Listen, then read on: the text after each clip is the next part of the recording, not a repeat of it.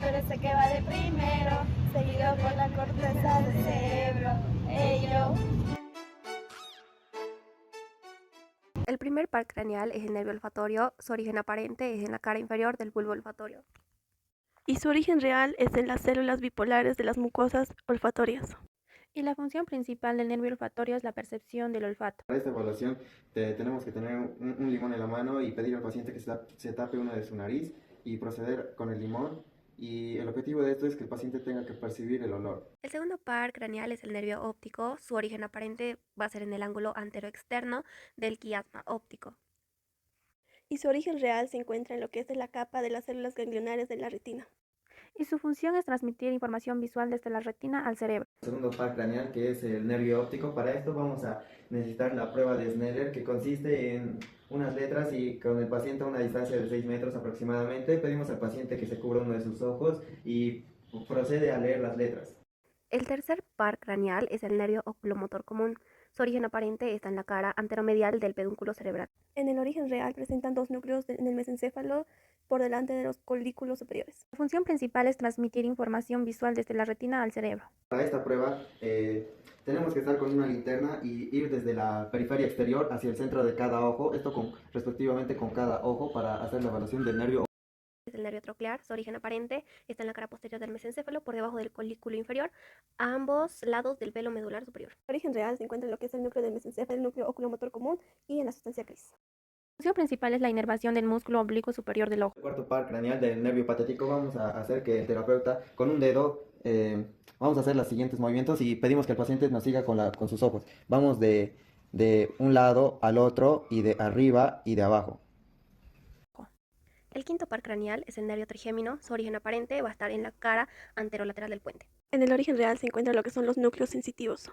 La función principal es proporcionar sensibilidad a la parte superior de la cara. Esto incluye la transmisión de sensaciones como el tacto, el dolor y la temperatura. Para la evaluación del quinto par craneal, el nervio trigémino, vamos a necesitar un hisopo o un pedazo de algodón, como en este caso, y vamos a proceder a tocar la frente, mejilla y mentón del paciente, y vamos a pedir al paciente que señale en las diferentes partes que le vamos a tocar. Ahí estamos con la frente, mejilla y mentón. El par craneal es el nervio abducen. Su origen aparente atraviesa el puente desde atrás hacia adelante y está en el surco médulo-pontino.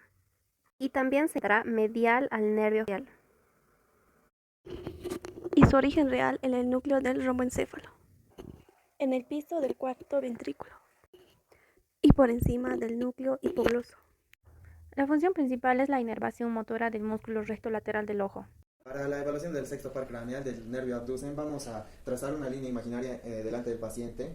Vamos a trazar una X imaginaria y una línea horizontal, y ahí vamos a poder observar si el paciente presenta movimientos involuntarios en los ojos. El último par craneal es el nervio facial. Su origen aparente de ambas raíces que salen del surco médulo-pontino. El origen real se encuentra en el núcleo motor facial. Las funciones del nervio facial se pueden dividir en motoras, sensoriales y parasimpáticas. Las motoras inervan los músculos de la expresión facial, las sensoriales la conducción de la sensación gustativa, las parasimpáticas inervación de las glándulas lagrimales. Para la evaluación del séptimo par craneal del nervio facial, pedimos al paciente que eleve sus cejas, frunce el ceño y cierre los ojos fuertemente y que muestre los dientes inferiores y superiores.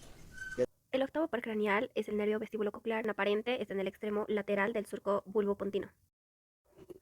El origen se divide en dos, lo que es el nervio coclear en el ganglio coclear de Corti y en el nervio vestibular está en el ganglio vestibular de Scarpa. En la función se van a dividir en dos, lo que es cocleares y vestibulares. Los cocleares transmiten señales auditivas desde la cóclea del oído interno al cerebro. Los vestibulares envían información sobre el equilibrio y la posición del cuerpo. Del nervio auditivo, vamos a pedir al paciente que se tape un oído y el terapeuta va a recorrer una distancia de 60 centímetros aproximadamente, y voy a proceder a taparme la boca y susurrar unas palabras, y el paciente me tiene que decir qué palabras estoy diciendo y mirarme directamente a los ojos. 2, 3, 4. 2, 3, 4. Y así podemos evaluar el octavo par craneal. El noveno par craneal es el nervio glosofaringio. Su origen aparente emerge por el surco retroolivar del bulbo raquídeo. En el origen real vamos a ver lo que es el núcleo motor, que es el núcleo ambiguo. Su función es mixta, como el gusto, declusión y glándula parótida. El décimo par craneal es el nervio vago. Su origen aparente está en el surco retroolivar y entre el nervio glosofaringio y el nervio accesorio. Y su origen real está en el bulbo raquídeo. Su función es mixta y están en los órganos torácicos y abdominales, y fonación y declusión. Evaluación del noveno y décimo par craneal del nervio glosofaringeo y vago. Vamos a pedir al paciente que abra la boca y diga A. Y ahí podemos observar la úvula tiene que estar alineada a la línea media y el pelo paladar debe elevarse. El décimo primer par craneal es el nervio accesorio, su origen aparente se divide en dos, que es la raíz craneal, que está en los filetes nerviosos que emergen del surco retroolivar. Y también se encuentra por debajo del nervio vago. Y la raíz espinal emerge el surco lateral posterior de la médula cervical. Y en el origen real se encuentra el núcleo vulvar en el núcleo ambiguo.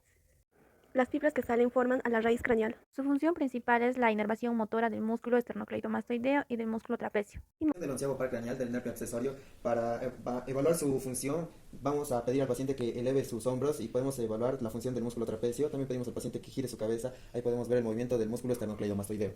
El segundo par craneal es el nervio hipogloso, su origen aparente son varios filetes del surco preolivar. En el origen real su núcleo se encuentra en el bulbo raquídeo del hipogloso y en el trígono del hipogloso. La función principal es la inervación motora de los músculos intrínsecos y extrínsecos de la lengua. Finalmente, para la evaluación del doceavo par craneal del nervio hipogloso, pedimos al paciente que mueva la lengua hacia ambos lados y ahí podemos observar la simetría de estos movimientos. Y patologías de los pares craneales. Empezando por el par número 1, que es el nervio olfatorio, se da la anosmia, que es la pérdida total del olfato que se produce por traumatismos craneales severos. El par número 2, el nervio óptico, está la neuritis óptica, que es una inflamación del nervio que causa visión borrosa y dolor ocular. En el par número 3, nervio oculomotor, está la parálisis del tercer par, que puede causar un ojo en posición abajo y afuera con pupilas dilatadas. En el par número 4, el nervio troclear, está la parálisis del cuarto par, que produce una dificultad para mirar hacia abajo y adentro. En el par número 5, el nervio trigémino, está la neuralgia del trigémino, que es un dolor facial intenso, que es desencadenado por impulsos como masticar o tocarse la cara. En el par número 6, el nervio abducens, está la parálisis del sexto par, que es el que el ojo no puede abducirse, moverse hacia afuera, lo que causa visión doble horizontal. En el par número 7, nervio facial, está la parálisis de Bell, una parálisis facial periférica súbita sin causa clara. En el par número 8, nervio vestíbulo coclear, está el vértigo periférico. Es una pérdida auditiva con tinnitus y desequilibrio. En el par número 9, nervio glosofaringeo, está la neuralgia glosofaringea. Es un dolor pulsante en la garganta, oído o base de la lengua al tragar o hablar.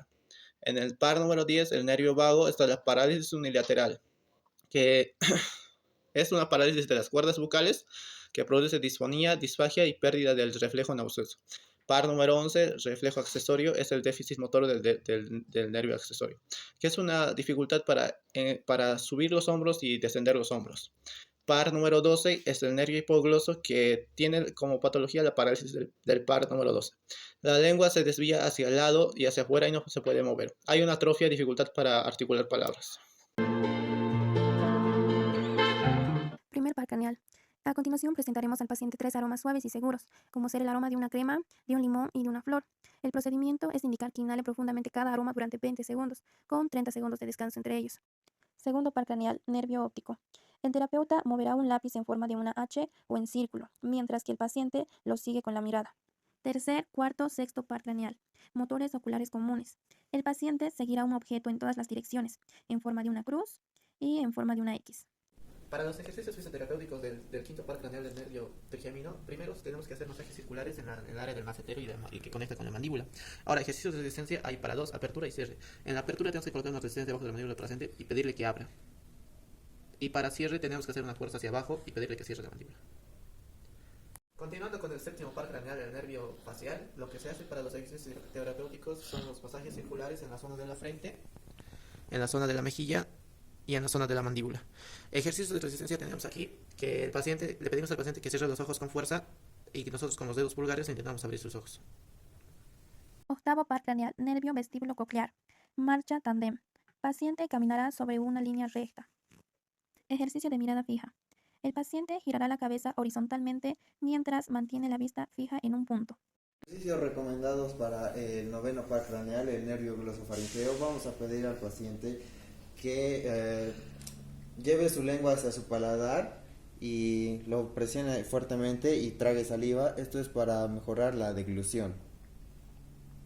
El ejercicio que tenemos para mejorar la fonación del décimo par craneal, del nervio vago, sería que pedir al paciente que diga una vocal sostenida, como por ejemplo que diga A, pero sostenida el mayor tiempo posible. Eso